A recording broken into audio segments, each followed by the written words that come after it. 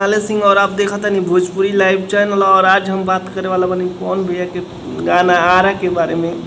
जी हाँ, आरा गाना के शूटिंग पूरा तरह से कंप्लीट हो गई बा, जो आप फोटो डिस्प्ले पर देख सकत नहीं। और ये कल राती खाने का गाना का शूटिंग भइल बा, यानी कि मुंबई में। और ये गाना के गौले बने पावर स्टार पवन भैया और पुनीता प्रिया। और इनमें म्यूजिक दिले बने प्रियमांशु सिंह। और ये गाना के लिखले बने विक्की विशाल जी। और ये गाना में आप लोगों के वीडियो डायरेक्टर बने रवि पंडित।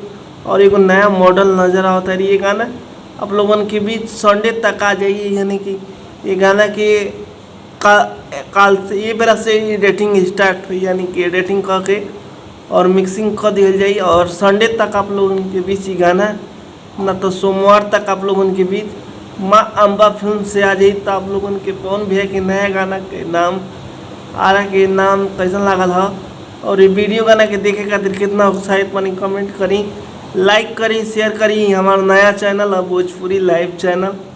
आप लोगों के प्यार दुलार सपोर्ट की बहुत ज़्यादा ज़रूरत बा।